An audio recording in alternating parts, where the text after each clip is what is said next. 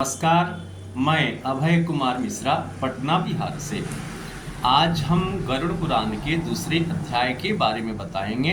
दूसरे अध्याय के बारे में बात करेंगे कि गरुड़ पुराण के दूसरे अध्याय में क्या लिखा हुआ है। तो गरुड़ जी भगवान विष्णु से पूछते हैं कि हे केशव, यमलोक का मार्ग जो है, यमराज का मार्ग जो है, किस प्रकार से कष्ट देने वाला है। वहां जिस प्रकार से पापी पुरुष जाते हैं वह हमसे कहने की कृपा करें।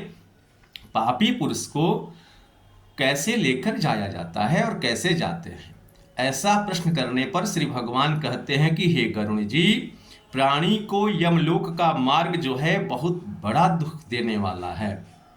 मैं तुमसे बताता हूं, मेरे भक्तजन हो तथा सुनने में तुम कंप्यमान हो जाओगे। मार्ग में कहाँ विश्राम लेवें, वहाँ वृक्ष की छाया तक नहीं है। यमराज के मार्ग में जाने में रास्ते में किसी प्रकार का छाया, वृक्ष, लता, पत्रादिक जो है कहीं भी नहीं है, छाया तक नहीं है। और अन्न जो है, अन्न का एक दाना भी उस रास्ते में नहीं मिलेगा जिससे प्राणी की रक्षा हो सके।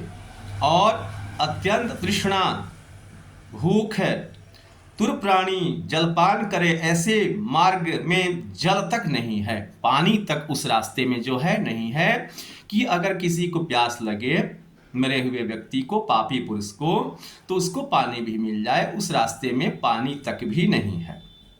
और प्रलय काल की भांति 12 सूरज तपते हैं। एक सूरज के गर्मी के चलते हम लोग इतना परेशान होते हैं, लेकिन यमलोक मार्ग में ऐसे 12 सूर्य के समान जो है गर्मी पड़ती है उस रास्ते में। उस मार्ग से शीतल वायु से पीड़ित हुआ पापी मनुष्य जाता है। कांटे तथा महाविघधर सर्पों से अवेक्षित हो जाता है। कहीं कहीं पापी को बड़े भयानक व्याघ्र, सिर और कुत्ते भक्षण करते हैं। उस रास्ते में कहीं कहीं पापी पुरुष जो जाते हैं उनको बाघ, शेर, कुत्ता जो है ये लोग नोच नोच करके खाते हैं। महाविघधर सांप जो है उस रास्ते में है, बार बार काटते हैं और डसते हैं। कहीं बिच्छू काटते हैं, कहीं अग्नि में जल जाता है। उस रास्ते में आग भी है, कहीं अग्नि में जल जाता है। कहीं महाभयानक 80 पत्र का वन है, वह सहस्त्र योजन लंबा चौड़ा है। उस रास्ते में वन भी है। वह वन कैसा है कि कौवा, उल्लू, बर्ड, गिद्ध, मधुमक्खी, मच्छर जीवों से तथा दावानल से दप्त है। 80 पत्र के पत्र से वह प्रति छिन्न भिन्न हो जाता है। 80 पत्र का वन वृक्ष जो है उसका पत्ता जो है तलवार के समान तीखा है और उस पापी पुरुष के शरीर पर गिरने लगता है, जिससे वह पापी पुरुष जो है बार बार चिल्लाता है, रोता है और उसका शरीर जो है छिन्न भिन्न होते जाता है। फिर मार्ग में प्रेत अंधकूप नरक में कहीं विषम पर्वत से गिर पड़ता है, कहीं ऊंचाई पर जाता है, फिर नीचे उसको पटक दिया जाता है, फेंक दिया जाता है या अपने से गिर जाता है। कहीं तीक्ष्ण शस्त्र पर चलता है, कहीं उसको बहुत नुकीला जो है शस्त्र पर चलाया जाता है। किसी जगह शंकु के ऊपर चलता है। कहीं भयानक अंधतम नरक में कोई जल में पड़ता है, किसी को जल में डाल दिया जाता है या जल में डुबा दिया जाता है। कोई तो जीव युक्त कीचड़ में पड़ता है, कहीं संतप्त कदर्म नामक नरक में पड़ता है, कहीं बालुका से भरे हुए नरक में पड़ता है, कहीं अग्नि से तप्त ताम्रमय नरक में गिरता है, कहीं अग्नि के अंगार के समूह में पड़ता है, कहीं महान धूम से भरे हुए नरक में पड़ता है। फिर यम मार्ग में जाते कहीं अंगार की वृष्टि होती है, अंगारा की वृष्टि भी रास्ते में होने लगती है। कहीं लोहमय वज्र सहित स्थूल पत्थर की वर्षा होती है, कहीं कहीं पत्थर जो है उस पापी पुरुष के सर पर गिरने लगती है। कहीं रुधिर की वृष्टि, कहीं कहीं खून की वृष्टि जो है उसके शरीर पर होती है। कहीं शस्त्र की वृष्टि होती है, तलवार यानी शस्त्र की वृष्टि जो है उस पापी पुरुष के शरीर पर होती है। कहीं भस्म सहित कदर्म की वृष्टि होती है, कहीं बड़े गतर खंडों में प्रवेश करता है, कंदरा में प्रवेश करता है, कभी कभी ऊंचे स्थान पर चढ़ता है और कभी पर्वत की कंदरा में प्रवेश करता है। उसे मार्ग में कहीं अत्यंत अंधकार है, कहीं दुख से चढ़ा जाए ऐसे बड़े पर्वत हैं, कहीं पर शोणित से व्याप्त और विष्ठा से भरे हुए तालाब हैं। रास्ते के मध्य में बहने वाली ऐसी भयंकर वैतरणी नदी है जिसका कथा श्रवण करने से भय उत्पन्न होता है, तब देखने में कष्टकारक हो, इसमें क्या आश्चर्य है। भगवान विष्णु गरुड़ जी से बोलते हैं कि हे गरुड़, वैतरणी नदी जो है कि सुनने मात्र से भय उत्पन्न हो जाती है, वह नदी को अगर कोई देख ले तो उसको कैसा लगेगा, तो इसमें आश्चर्य की क्या बात है। वैतरणी नदी जो है 100 योजन विस्तार है, यानी 400 कोस लंबी और 400 कोस चौड़ी वैतरणी नदी है। और वैतरणी नदी जो है उसमें पानी नहीं है, वह पूर्ण रुधिर से यानी खून से बहने वाली नदी है।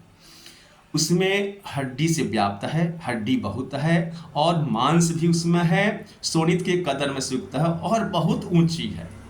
मनुष्य तैर नहीं सकता है, केस रूपी शैवाल से दुर्गम है और बड़े बड़े मगरमच्छ जो हैं उस वैतरणी नदी में रहते हैं। बड़े भयंकर हजारों पक्षियों से संपन्न हैं। ऐसे नदी पापी प्राणी को देख ज्वाला तथा धूम्रयुक्त दिखने लगती है। जैसे लोहे की कढ़ाई में अग्नि से तपा हुआ तेल तथा जैसे घी ज्वाला से व्याप्त होता है, उस नदी का नाम हे गरुड़ वैतरणी कहा है। फिर वह कैसी है कि सुई के सुख वाले भयानक कृमि से व्याप्त और वज्र जैसे तुंड है, जिनके ऐसे महागिद्ध बाघ आदि से विशिष्ट जो है शिशुहार, मगर, जोंक, मत्स्य, शोष और भी जलचर जीव जो हैं उसमें रहते हैं।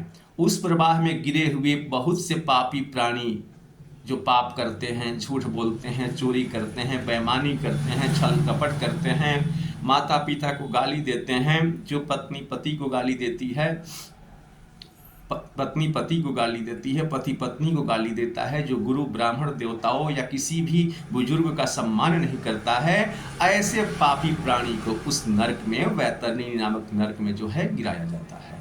गिरने के बाद जो लोग गिरते हैं वे लोग हा भाई, हा भ्राता, हा भ्राता, हा पुत्र, हा बेटा, हा बेटी, हाय बंधु, हे भैया, इस प्रकार के दीनता के वचन बोलते हैं और रोते हैं और भूखे प्यासे उसी में चिल्लाते रहते हैं। उस नदी के रुधिर को ही पीते हैं, उसमें जो खून बहता है उस नदी में, उस खून को ही भूख लगने पर पीते हैं। वह नदी फेन तथा रुधिर से व्याप्त होकर के बहती है। वह बड़ी भयानक है, उच्च स्वर से गर्जना करती है। कोई उसको देख नहीं सकता, उसके देखने से पापी चेतना रहित हो जाता है, बेहोश हो जाता है कोई उसको देख करके।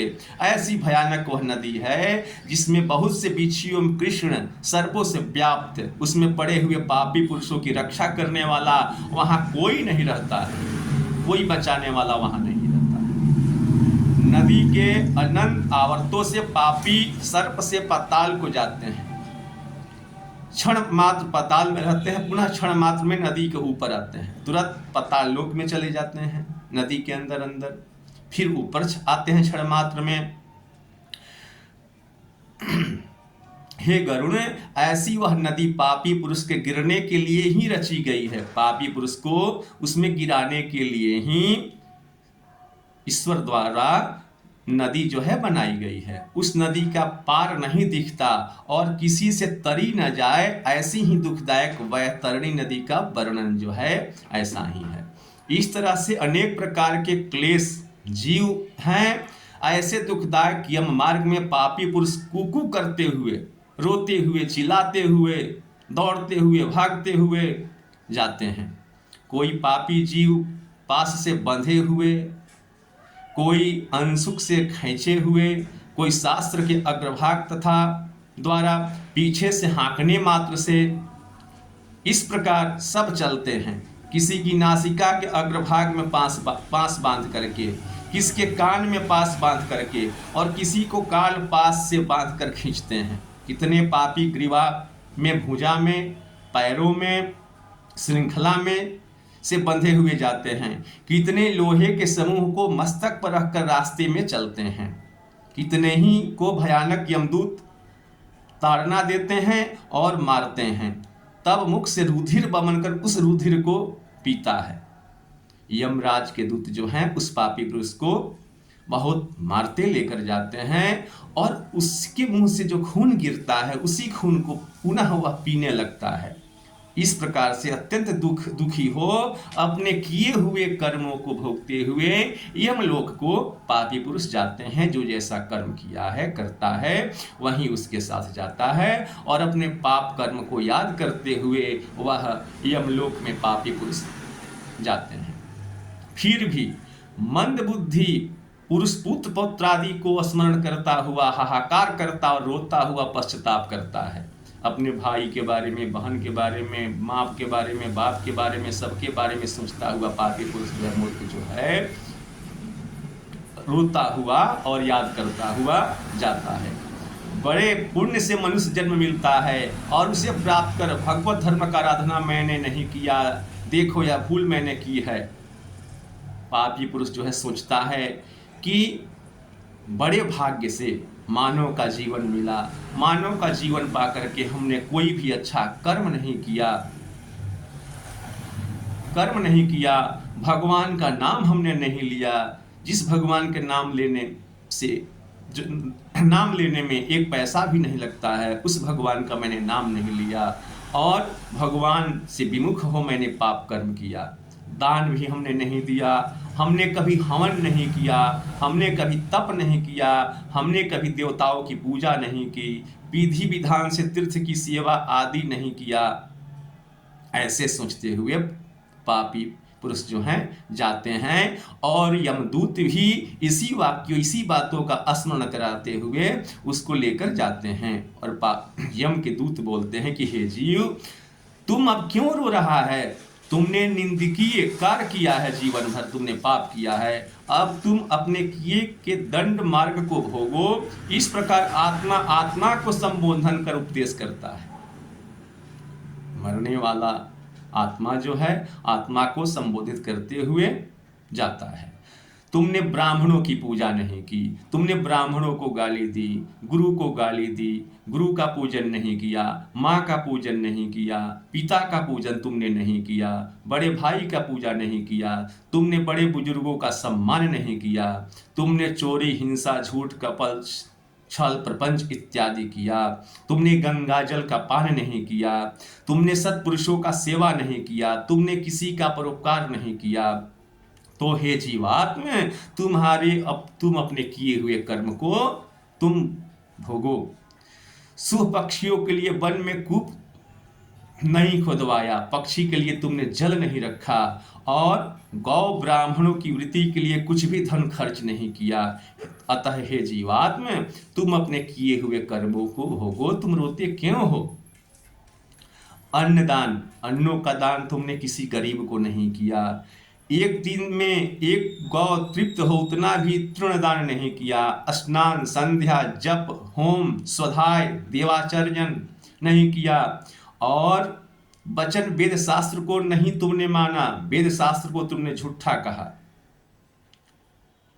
पुराण की कथा तुमने नहीं सुना और पुराण के बनाने वाले व्यास जी की पूजा भी नहीं किया। इसलिए हे जीवात्म, अपने किए हुए कर्मों को तुम स्वयं भोगो।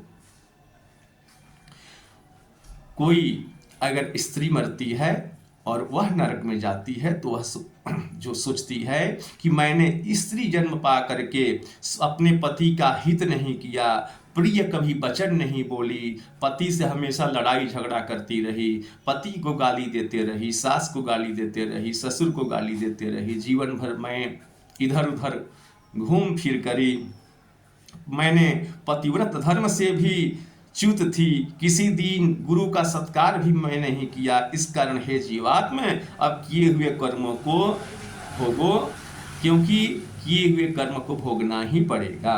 धर्म बुद्धि से मैंने पति की सेवा नहीं की, पति के मरने के बाद मैंने स्वच्छंद चारणी मैं हो गई और कोई तप नहीं किया, इसलिए अपने किए हुए कर्म को भोगना तो पड़ेगा ही। हे जीवात्मा, तुम अपने किए हुए कर्म को भोगो। महीने में कोई उपवास हमने नहीं किया, बड़े विस्तार नियम वाले कोई व्रत मैंने नहीं किया, पूर्व जन्म के पाप कर्म से नारी का शरीर मैंने प्राप्त किया है। जो शरीर व्याधि बहुत दुख का पात्र है हे गरुण, वह प्रेत जो है, मरा हुआ व्यक्ति जो है, अनेक प्रकार से विलाप करता हुआ पूर्व जन्म के अपने किए हुए कर्मों का स्मरण करता हुआ विचार करता है, अब मनुष्य देह कैसे प्राप्त होगा, सोचता है कि अब जो है मनुष्य जीवन कैसे मिलेगा। यह विचारता हुआ प्रेत जाता है। 17 दिन तक प्रेत अकेला ही वायु वेग से जाता है। 17 दिन तक मरे हुए व्यक्ति जो है अकेला ही हवा के वेग से जाता है। 18वें दिन हे गरुण, वह प्रेत सौम्यपुर को जाता है। उसमें बहुत से गरुण रहते हैं। वहाँ पुष्पभद्रा नाम की नदी है और वहाँ नागरुधाम नाम का राजा रहता है। यम के दूत उस पूर्व में प्रेत को विश्राम कराते हैं। तब प्रेत वहाँ दुखित होकर के स्त्री पुत्रादि द्वारा दिया किए सुख का स्मरण करता है। जिस प्रकार से प्रेत धन नौकर आदि सबका सोच करता है, उस समय वहाँ के प्रेत और यमदूत सब इकट्ठे होकर उस प्रेत को ऐसे वचन कहते हैं। वहाँ प्रेत को जब विश्राम कराया जाता है तो मरे हुए व्यक्ति का आत्मा जो है सोचता, अपने पुत्र पुत्री बंधु बांधवों के बारे में सोचता है। तो यमराज के दूत सब इकट्ठा होकर के उससे बोलते हैं कि हे मूर्ख, तू व्यर्थ शोक करता है। धन, भाई, पुत्र, स्त्री, मित्र, बांधव आदि तुम्हारे कोई भी नहीं है। जीव अपने किए हुए कर्मों को आप ही भोगता है। इसलिए यमलोक के मार्ग में चलो, यहाँ बैठ करके शोक मत करो। अहो परलोक पांथ यमराज के बल और यम के दूत हम हैं, जिनके बल को तू नहीं जानता है, और यमराज दंड न देवे ऐसा यत्न तुम नहीं करता है, न किया है। इसमें अब जिस मार्ग में लेना देना इत्यादि व्यवहार कोई भी नहीं है, ऐसे मार्ग में हे प्रेत तुझे अवश्य चलना होगा। हे प्रेत, यमलोक मार्ग को बालक बच्चा तक जानता है। मृतलोक का बच्चा जानता है कि यमलोक है। कहीं मृत्युलोक है तो कहीं यमलोक भी होगा, कहीं ब्रह्मलोक भी होगा, कहीं शिवलोक भी होगा, कहीं विष्णुलोक भी होगा। सब कुछ है ब्रह्मांड में। और मृतलोक के बच्चा तक जानता है कि नरक लोक है, यमलोक है, बालक भी जानता है।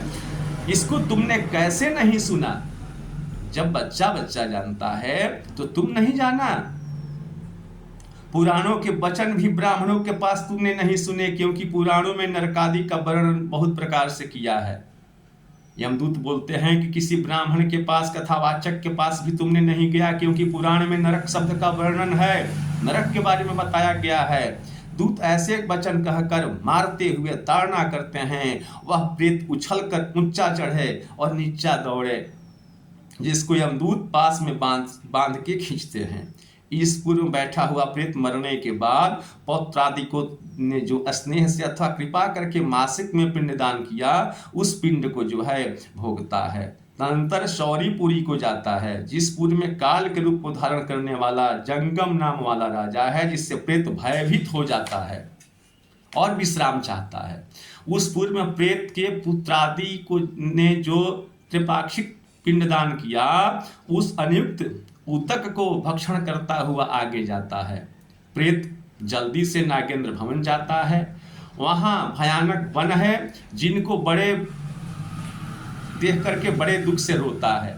निर्दयी यमदूत के पास से खैचा हुआ प्रेत 2 मास में रोता हुआ जाता है। वहाँ बांधों के दिए हुए 2 मासिक पिंड और जल को भोग यमदूतों के पास द्वारा आगे जाता है। 3रे मास में गंधर्वपुर को प्राप्त हो, त्रैमासिक पिंड को गंधर्वपुर में भोग आगे चलता है। 4th मास में शैलागामपुर को जाता है। वहां प्रेत के ऊपर बहुत से पत्थर बरसते हैं। वहाँ चतुर्थ मास के दिए हुए पिंड को भोग करके किंचित सुख को प्राप्त हो, वहाँ से 5वें महीने में प्रेत कौचपुर को जाता है। वहाँ पंचमासिक पिंड को भोग कर आगे क्रूरपुर को जाता है। श्राद्ध पंचम मासिक होता है, उस समय से उस घट सहित पिंडदान से प्रेत कुछ तृप्त होता है, अर्थात उस दिन घटदान देने से एक अर्घ मुहूर्त आराम कर बड़े दुख से कंपित होकर के कांपता हुआ यमदूत की ताड़ना से उस पुरुष को त्याग चित्र भवन नामक पुर को जाता है। महाविचित्र नाम वाला राजा यमराज का छोटा भाई राज करता है। उस पुर में असूल शरीर को धारण करने वाले यम के भाई को देख प्रेत भय से दौड़ता है, भागता है, और नाव चलाने वाले उस प्रेत के सामने आकर कहते हैं कि महावैतरणी नदी में चलाने के लिए हम नाव लेकर तुम्हारे पास आए हैं। अब तुम्हारे पास ऐसा कोई पुण्य हो तो कहो। हे प्रेत, तत्व के बेटा मुनियों ने दान को देना कहा है जिससे यह तरी जा सके, इसलिए इसका नाम वैतरणी रखा गया है। वैतरणी नदी। जो तुमने गौ का दान किया हो, अगर तुमने गाय का दान किया हो, बछड़ा बाछी का दान किया हो, तो यह नौका जो है बिना बुलाए तुम्हारे समीप आ जाएगी। बिना दान यह किसी के पास नौका जो है नहीं जाती है। ऐसे वचन सुन प्रेत हाहाकार शब्द करने लग जाता है, हा देव मैंने दान नहीं दिया।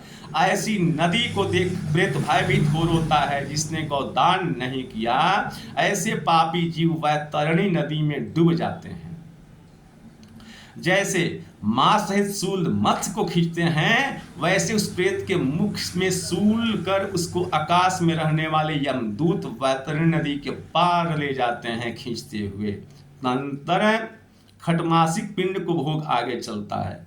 फिर भी मार्ग में अत्यधिक क्षुधायुक्त विलाप करता हुआ जाता है, रोता हुआ जाता है। 7वें महीने में ब्रह्मपदपुर को जाता है, वहां पौत्रादि के दिए हुए पिंडदान को भोगता है। उस पुर को ला करके दुखद नामपुर को जाता है। उस मार्ग में अवलंबन रहित पक्षी की तरह चलता हुआ प्रेत महान कष्ट को प्राप्त होता है और 8वें महीने के पिंड भोग आगे जाता है। 9 महीना पूर्ण भय नरनाकंद नामपुर को जाता है। उस पुर में नाना प्रकार के जीव अत्यंत दारुण भयानक शब्द करते हैं। उनको देख वह शून्य हृदय से आप ही दुखी हो रोने लगता है। यमदूत की गर्जना से वहां भी प्रेत उस पुर को छोड़ बड़े दुख से 10वें मास में सुतप्त भवन को जाता है। जिस पुर में पिंडदान आदि को भोग 11वें मास पूर्ण हुए रौद्र नामक पुर को जाता है। उस पुर में पुत्रादि के दिए हुए पिंड को भोग 11.5 महीने में पायोवर्षण नामक पुर को जाता है। उसके बाद सीताढ़ नामक नरक को जाता है। उस पुर में 100 गुणाधिक हिम से महान शीत पड़ता है, जिससे सीताढ़ नाम उसका जो है पड़ा है।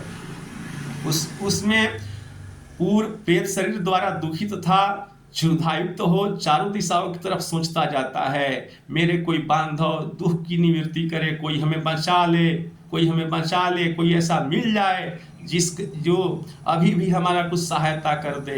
तब यमदूत बोलते हैं कि तुम्हारे ऐसा पूर्ण कहाँ तुमने किया है जो तुम्हारे दुख मिटावे। उस पूर्व में 12 मास के पिंड को भोग प्रेत कुछ धैर्य धारण करता है। तदंतर 1 वर्ष व्यक्तित्व होने पर यमलोक के समीप बहुभीति नामक पुर में जाकर पिंड से उत्पन्न हुई हस्त प्रमाण देह का त्याग करता है। अंगुष्ठ मात्र वायु रूप जीवात्मा कर्मों को भोगने के निमित्त हे गरुणे यातना भोगने के योग्य शरीर को धारण कर दूतों के साथ यम लोक को जाता है। गरुण परलोक के निमित्त जिसने दान नहीं दिया वह कष्ट से तथा दृढ़ बंधन में बंधा हुआ यमलोक को जाता है। उस यमराजपुर के 4 दरवाजे हैं, उसमें दक्षिण द्वार के मार्ग को हे गरुण मैंने तुमसे कहा। उस भयानक यमलोक के रास्ते में क्षुधा तृष्णा श्वास आदि दुखी हुए प्रेत जिस प्रकार से जाते हैं उसको मैंने कहा। अब तुम क्या सुनने की इच्छा रखते हो? भगवान विष्णु बोलते हैं गरुड़ जी से। अगले वीडियो में गरुड़ पुराण के 3रे अध्याय के बारे में हम बताएंगे। नमस्कार।